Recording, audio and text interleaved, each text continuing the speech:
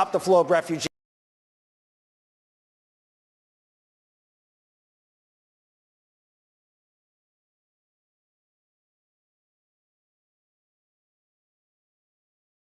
Talking, would you shoot down Russian planes? I would create the no-fly zone. Yes. I would Yes. I would create the no-fly zone, and let me tell you something very simply. Putin is a bully, and the most important is to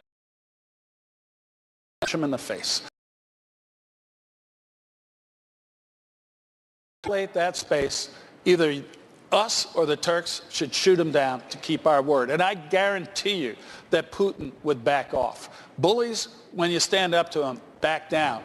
We have had, under Obama and under Hillary as Secretary of State, nothing but weakness in the face of Russia, whether it was in the Crimea, whether it was in Ukraine, or now in the Middle East. I would give the Ukrainians lethal weapons so they could defend themselves. I would create the no-fly zone. And if Russian planes flew into it in violation of what we had declared, yes. Senator Graham. Yeah, this is an important.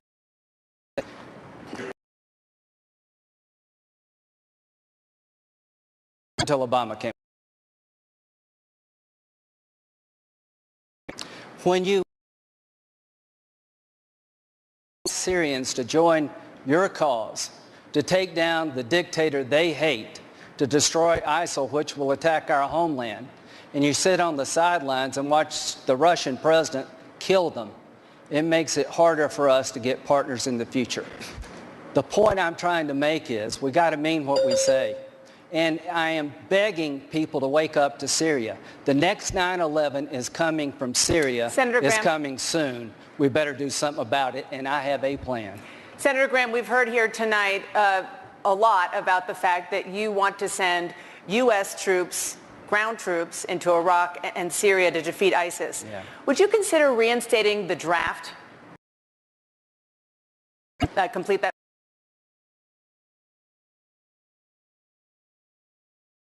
After 33 years, 140 days on the ground as an Air Force reservist. To those who are watching, thank you for your service. I've had a small walk in your shoes. We have the best military in the world. Obama has put it in a box. Let's take it and use it before we get a chief who knows what the hell they're doing. Governor Huckabee. And I am that guy.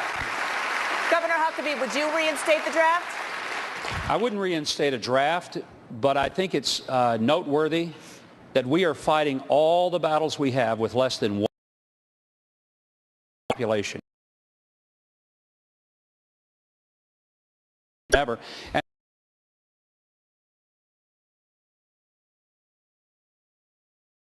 And if you want a college education, let's go back and reinstate the full-blown GI Bill. You give something to your country gives something back to you. We need to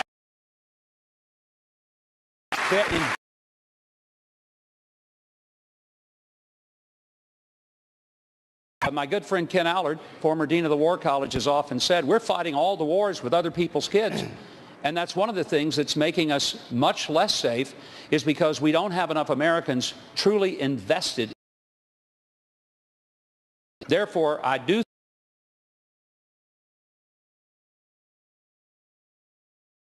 This is important. We're not fighting all the wars with our kids. If you've been to Iraq and Afghanistan and you made any friends, you've lost a bunch. Thousands have died in Iraq and Afghanistan.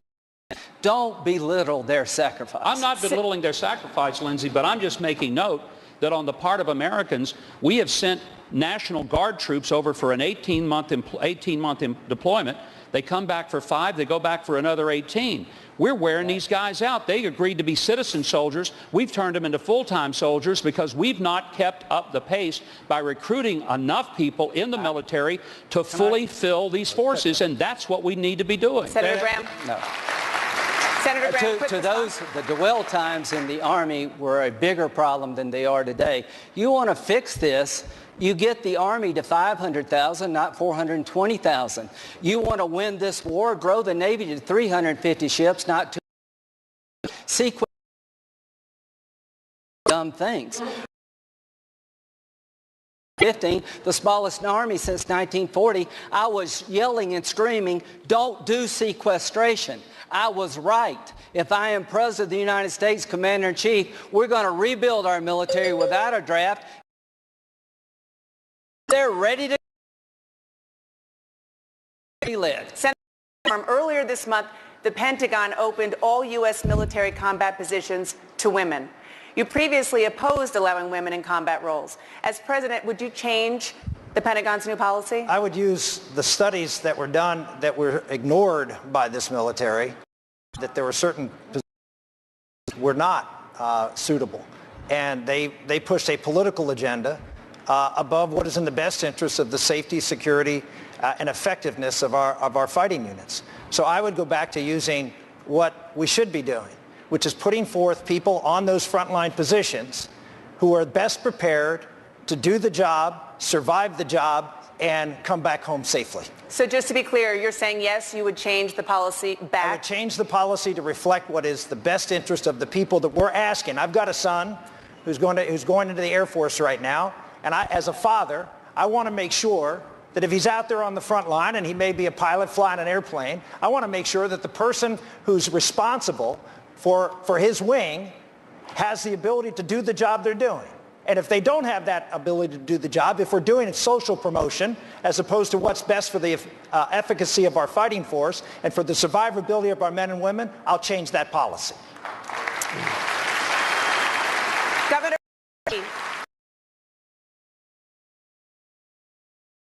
and Afghanistan. The policy as president, or do you agree with Senator Santana? No, I completely disagree with Rick. This is America, and we've made enormous progress. And I don't care if you're a man or a woman. I care if you're good and capable of doing the job. If you can do the job, don't lower standards, don't lower the criteria. But if a woman is capable of doing these jobs, there is no reason why we should deny a patriot who wants to serve and help defend our country that right. Senator Santorum? So what you just said is you agree with me. Because that's exactly what I said. I said if you can't do the job, you shouldn't be able to, you shouldn't have the position. No, you said you would reverse the policy which excluded women from those jobs whether or not they were able to do that. No, that is wrong. I did not say that, George. I mean, you may have heard that, but I didn't say that. What I said was if they can, in fact, do the job that any other person can do, I would allow them to do so. But if they cannot, I would reverse the policy. And what happened here is there were many studies done, particularly in the Marine Corps, which begged this president not to move forward with this because people are going to get killed as a result of it. The president went forward anyway. That is not looking out after the best interests of anybody, including women, in that frontline position.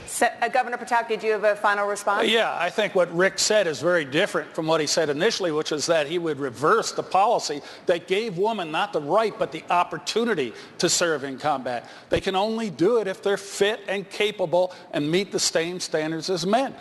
So to reverse that policy and deny a woman who is prepared to risk her life to defend our freedom and is capable of doing everything a man could do is for America.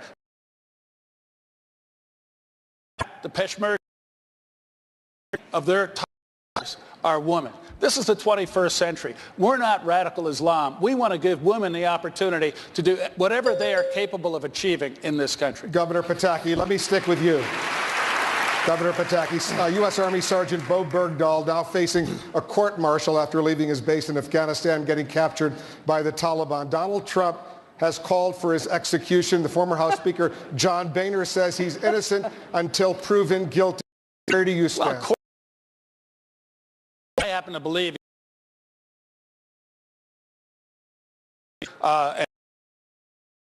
whether or not he deserted in the face of the enemy, and they are now court-martialing him. I don't think he should be executed. I do think he will have a fair military trial, not a civilian trial, at which time, assuming he's found guilty, as I think he would, he will be sentenced appropriately. But there's a bigger issue here. This administration has failed to protect us because they have treated radical Islamists as Americans who should be tried in civil court. That is ridiculous. They are enemy aliens engaged in terror America. And by the way, the fact that this president is now threatening to close Guantanamo Bay when we know that time after time terrorists he released are involved in a high-level capacity helping ISIS and al-Qaeda is a disgrace. Ask Hillary Clinton, will she keep Guantanamo Bay open so that Americans can be safe and terrorists kept from going back to the battlefield? Senator Graham, where do you stand? Well, I stand unique, having been a military lawyer for 33 years. I've been a defense attorney, a prosecutor, and a military judge. Mr. Trump, you don't have to speak about everything that's not required.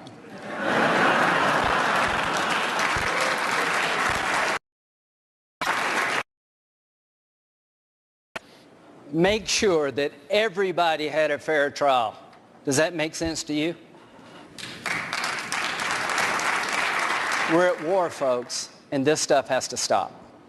It's bad for morale to hear somebody wanting to be commander-in-chief that would deny due process to somebody who's been charged in the military. For God's sakes, Mr. Trump, you're asking to be the commander-in-chief, the leader of the free world. Up your game. As to women, if you want to kill terrorists, I am your guy. Governor Huckabee.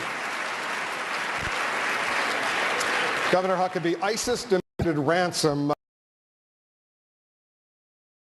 The U.S. government discouraged them. Since then, U.S. policy has changed. As president, would you support families of the approximately 30 Americans being held worldwide if they chose to pay ransom? Those families have to go